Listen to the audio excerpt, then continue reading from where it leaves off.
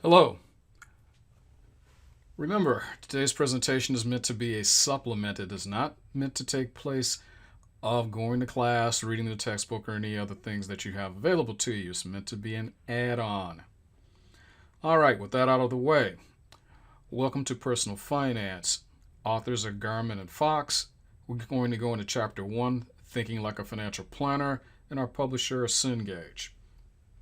As normal, what we'll do is walk through our slides following the book as well, and I'll be mentioning page numbers in the slides as we go along. All right, let's get to it.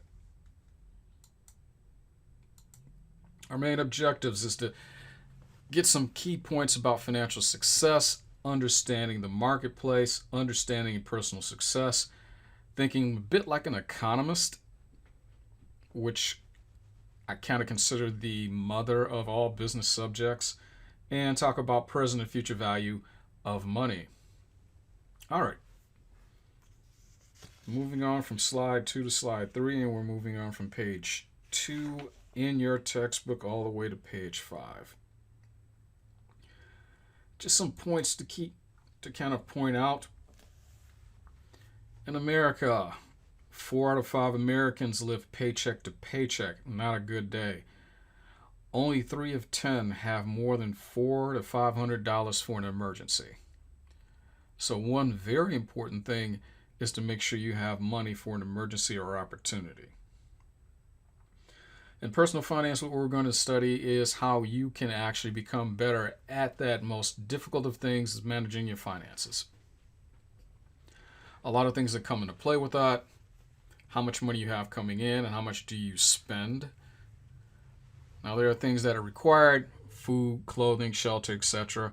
You also control whether or not you go buy expensive things that may take away from your savings ability. And when we refer to that, the responsibilities financially simply refer to what kind of decisions do you make. New car versus used.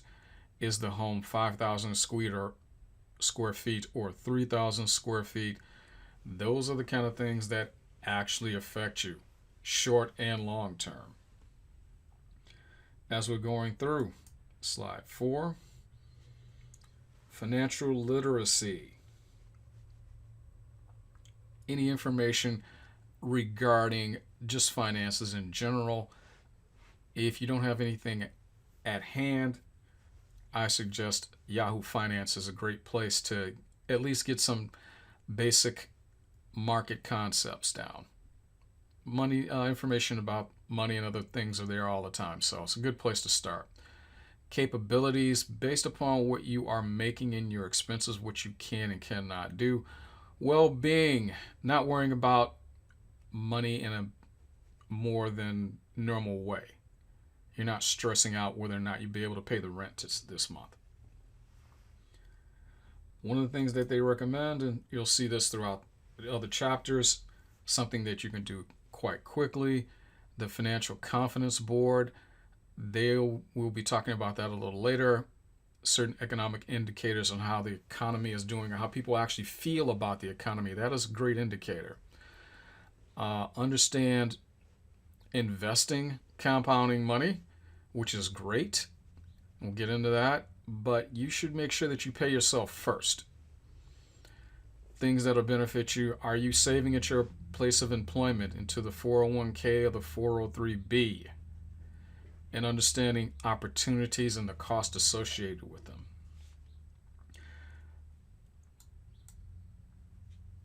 Now, on to slide 6. Financial planning process. I have some experience in this. Essentially, what you want to do is mapping out where you want to go. First thing you have to do is learn as much as you can. Then you're going to figure out where you wish to go. If you're going to take a trip, you have to figure out where you are at and then where you want to go and the most efficient, effective method to get there. If you're traveling between, say, Miami and Seattle, New York and San Francisco, what is the most effective means for you to do that? Probably flying, but if you want to see the country. You may drive, take a train, take a bus, or something of that nature. So you have to have some type of plan of action with that goes. Then you go through, monitor, and if it's either on an Excel spreadsheet or a notepad, how much do you make? How much do you spend on your bills? Surprising how people will change their habits if they are required, or they get into the habit of actually writing down everything they spend money on. You'll do things a little differently because you won't be, well, I'm waiting in line, I might as well grab this candy bar or whatever. Once you start logging that down, and you'll notice you keep grabbing a candy bar every day, you figure out you're spending quite a bit of money. Achievements. Success, happiness, and security. Success is making sure that you're not living paycheck to paycheck. That leads into happiness. A nice satisfaction, you got a good cushion, you can sleep at night. That leads dead into the security, not living that paycheck to paycheck, which is a bad thing. If that's happening, you probably need to do a little bit of financial planning.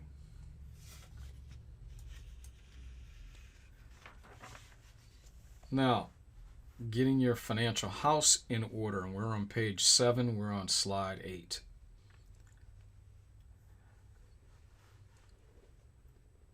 Basically, we're building a house, and the house needs to be made of a solid foundation. We're going to pour a little concrete here. What kind of income do you have coming in, and how much are you paying yourself? That is huge. That is the most important piece in the entire book. The first thing you need to do is pay yourself. Put aside some money for an emergency or opportunity. Where do you put the money is another issue, and we'll get into the base, checking a savings account. We'll get into that later on. Protection, that's life insurance and other things, and health insurance. What do you wish to do? Short and long-term goals. Managing the day-to-day things, housing expenses, transportation. Where do you put the savings after you have a good base for the emergency or opportunities? And we generally recommend trying to have $5,000 on the side if possible. What do you do with the excess? Well, now we're talking about retirements and just investing in general. We'll get into that in later chapters. Things that you have to do quickly. This should be day 1. That second from the left. An emergency or opportunity. You have to make the normal obligations, rent, mortgage, and things of that nature. But you want to make sure you have money put aside for an emergency or opportunity. If you have an issue with the car, you do not want to use the credit card. Hopefully you have the money there, because now we're talking about someone charging you interest rate, which may be from 10 to as much as 29%, which is a bad day. Putting aside additional money for retirement, 401k, more traditional retirement account at work, saving for particular goals. You want to actually live a life, so you want to, take those vacations and things of that nature. Keeping up with the normal bills, finish paying off those things, and hopefully this will lead to a much more level and calm life financially. Now we're not going to discuss activities. We're not holding a class or the concepts. You can read those if you wish to and talk about that if they're a group, and reviewing what you've already gone through. Next, we're going to talk about the economy or economics. The economy simply is whatever structure or system is in place by the state, and we're going to use the broad sense of that, a country, how they allocate resources. Now, for those who've taken an economics class, we're talking about an open or closed system on the extreme ends. An open system means open market, buying and selling of goods that you wish to purchase or make. A closed system is when you are in a state that the government tells you what to make, how many to make, and what color. Financially, you're trying to make sure the economy is doing well because it'll indicate some of the actions that you take. Growth refers to having the same resources and just producing more of the good. Or if there's a slight increase in resources, you produce over and above. If there's a 2% increase in resources, there's a 5% increase in production. That is considered growth. And that production should lead to consumption, and the cycle just keeps repeating. Where is the economy? This is a finance, but not an econ class, but we have to get into that a little bit. Trying to understand where the future lies, how the economy will do will also indicate for those of you in college, particular fields you may be interested in, and how you think the market will do. If you believe the economy is doing well, your job is secure, okay, now might be a time to buy the house. If you think it's a little shaky, you might want to hold back. GDP, gross domestic product, everything that's made inside of a country's borders. That's what it refers to. Now, moving on to slide 13, and we're on page 8. A business cycle. You have to understand this. A lot of people will just make irrational decisions because the market is down, and they'll panic.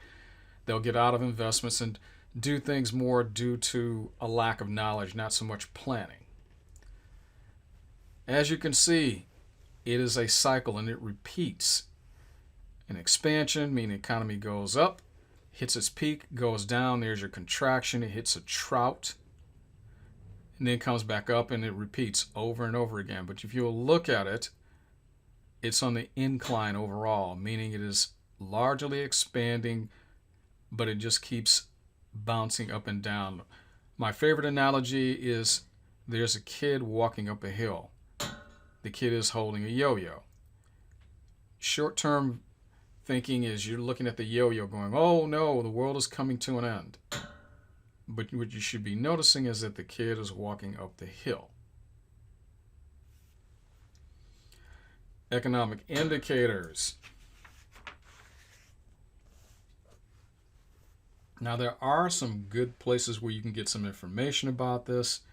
The conferenceboard.org, large institution that talks about economic indicators. Leading economic indicators on there. It's a composite of a lot of indexes put in one. You can look at the 11 or 12 that are out there. You can just look at that one just to make it easy. Try and predict where the economy is going. Helps with investment, helps with job selection. Is it time to move, and things of that nature. So that's something to think about and look towards. And that is on page 10 and 11 in your textbook. Slide 15. And we're going from page 11 over to 12. Talk a little bit about inflation. What is that? Generally, that is just the price of a good going up from one year to another. If it is $1 and it's $1.02 the next year, it has a 2% inflation rate. Normally, you're just going to see inflation everywhere because the cost of goods and services just generally go up because people actually want to get paid more. And that's part of it. And then resources cost more, so forth and so on. So we measure inflation by something called the Consumer Price Index. Essentially, people go into a grocery store, fill up a basket with normal goods. They have a list, and you see if the price is any different one year to the next. When you're looking at this, if you're counting inflation into the numbers, that is known as real inflation, and that relates to how much you make, your real income. Did it go up or down? Going back to our analogy, if you're paid $1 and next year you get a 2% raise, and now it's $1.02, but all of your groceries cost $1.03, you're not keeping up with inflation, essentially. Digging in a little bit more, page 12 and 13, quick calculations on how you measure inflation. Do you remember anything in math? Your original number is the denominator. The numerator is the change between those. And this is how you figure out the percentage income change. When you include that in there, now you're including inflation, which is the bottom point on our graph. The money going up is one thing. You just say, well, you made more money, or it costs more. You have to include that little gauge of inflation as well. Okay? Things to consider when we're looking, again, what is coming around the bend. How much is a country making? You can compare GDPs between countries. The larger GDPs generally indicate a larger salary in that country. That might be an indication of jobs and job creation, unemployment, things that affect the economic outcome. Most large countries have a central bank. They actually control the interest rate, or how much it costs to borrow money, and how much money is in circulation, or how much money they need to print. All of these things will affect the economic outcome where you are at.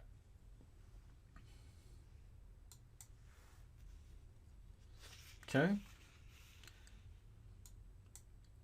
Business concepts, statistics about the economics, explain how incomes will affect, how inflation affects income and consumptions. Next, let's talk about thinking like an economist. Well, you are here, so you are an economist in training. Actually, you've always been an economist in training. You just didn't know it.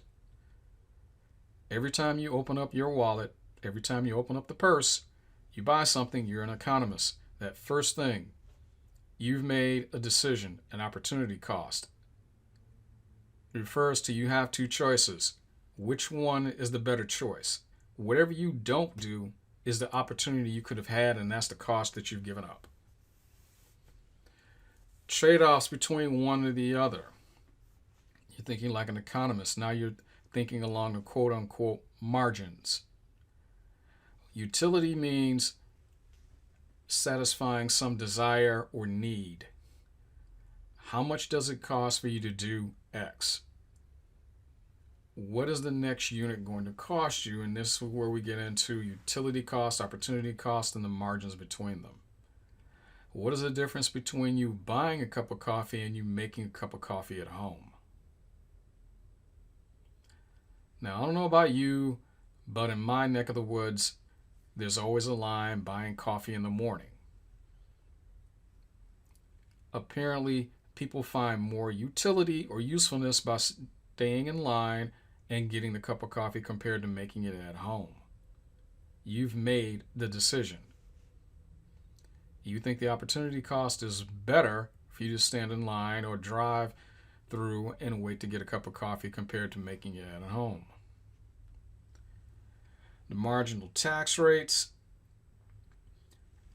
Not to get too much into taxes, however, there are three forms of taxes we'll get into another chapter. 3 ways that the tax system is levied: a progressive, a flat, and a regressive tax structure. We'll save that for another day. And it just has some bearing as to what type of investments you have. If it is tax deferred, that means you don't get taxed on it at the present time. You'll be taxed on it later. And this is the benefit of a 401k. It actually lowers your taxes that year you're working. Now, this simple comparison shows you the difference between you being taxed along the way and you having your income or your investments tax deferred. So, if you have your investments or your income fully taxed, you see whatever that tax bracket you are in, that money is coming out. And you see as you go out 30 years, it's quite a bit of money saved. Just understand, when you take the money out of your 401k, it will be taxable. So you don't get away from it. As it indicates, it's tax deferred, air quotes.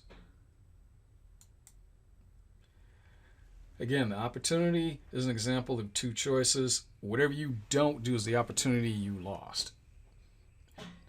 Now, you could make the best choice out of the 2. Just understand there is an opportunity that you did not take. Doesn't mean you took the wrong one, but it does exist.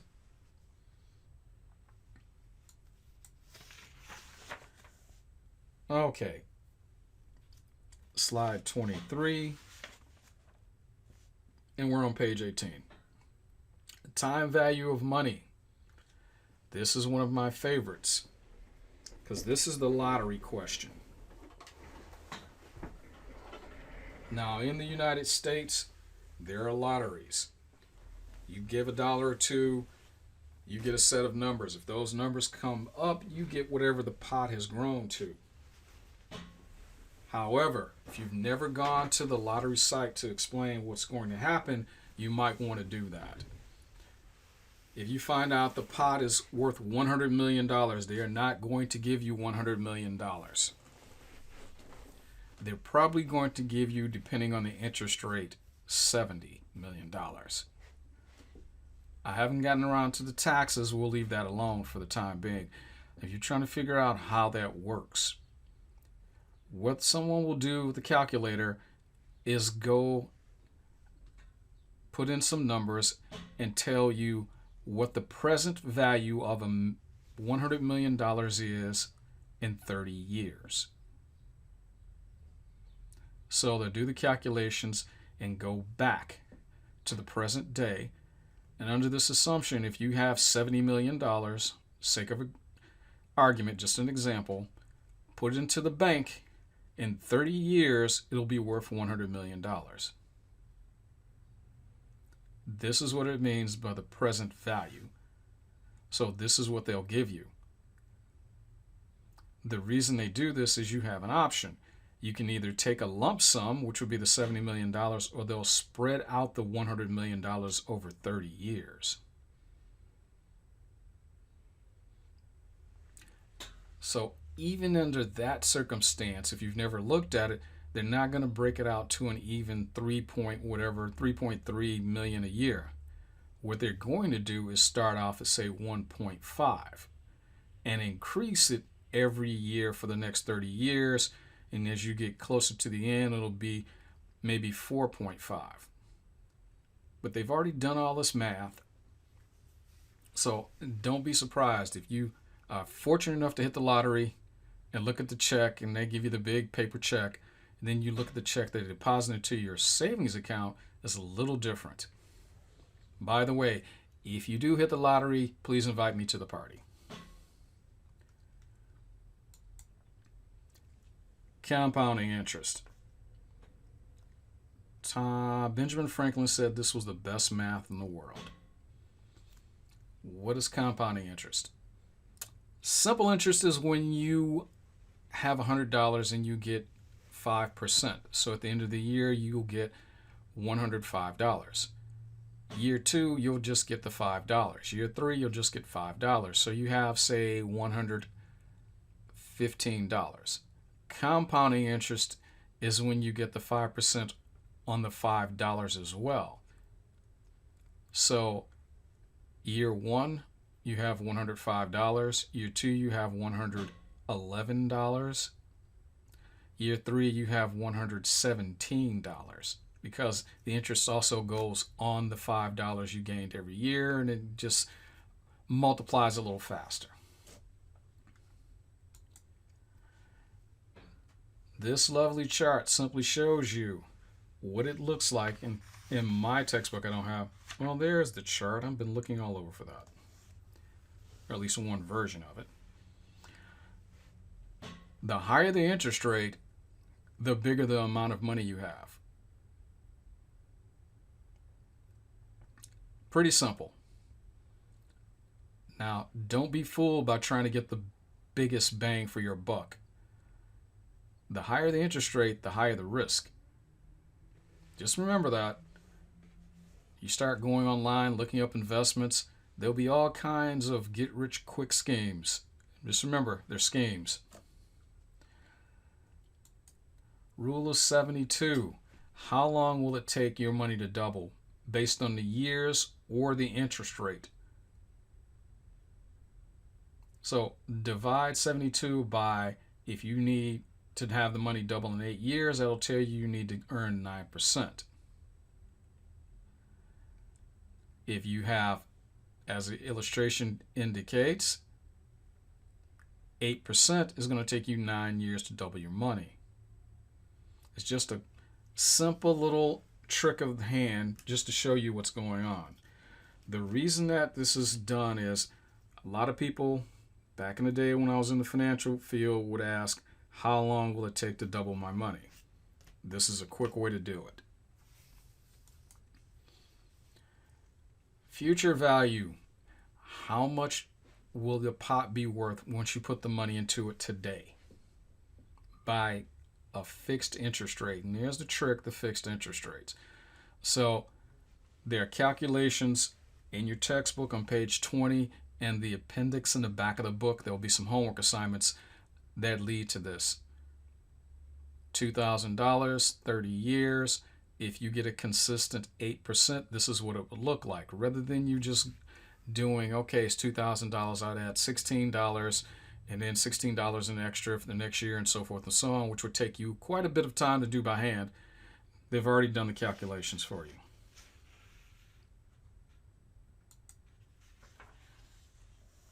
Again, lump sum, how much would you earn? You see the 2% difference each time has a very big effect. The other thing to notice is the longer you have, the more money you will earn, which is why we always specify, try to start saving right now. Time is your friend. Make it your friend. Get started as soon as possible. Lump sum of the present value. Again, this is the lottery analogy. The lottery is not going to give you $100 million. And to give you something that will be $100 million in 30 years. That will be the present value lump sum. The annuity is just stretching it out. An annuity refers to a simple stream of payments over a set period of time. That's a simple definition. It can be a little more complicated, but we're just going to keep it basic. Okay? That's slide 29, and we're on page 23. That's pretty much it for this particular chapter. All right, hopefully you found that interesting. Like, subscribe, all that other good stuff. If you found this interesting, it lets me know what to make. And if you have any comments, put those in there, and I'll figure out we can do a better job next time. All right, then. You have fun, enjoy, and go make it a good one.